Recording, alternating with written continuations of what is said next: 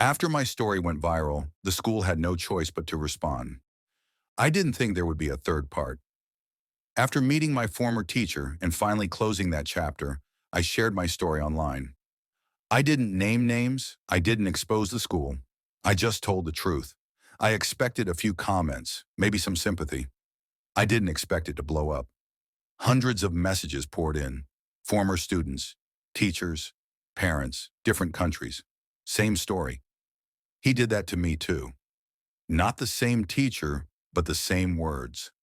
I was the poor kid in the back row. That's when the school noticed. An official email landed in my inbox. They said they were concerned.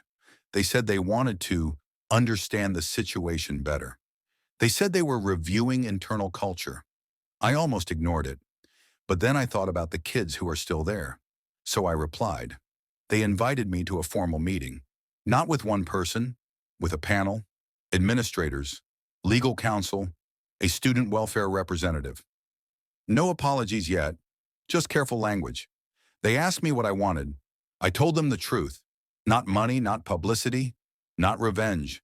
I wanted mandatory anti-classism and bullying training for teachers, a clear, anonymous reporting system for students, real consequences, not misunderstandings.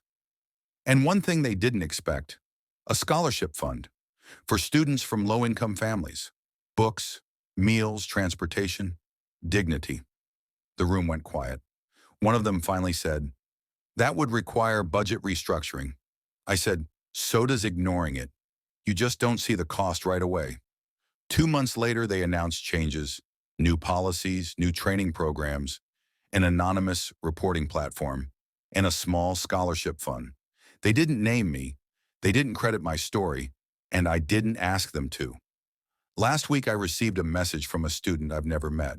She wrote, "I reported my teacher. They listened. Thank you."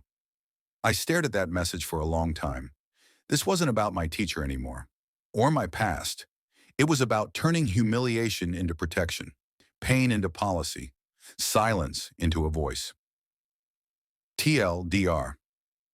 After my story went viral, the school contacted me.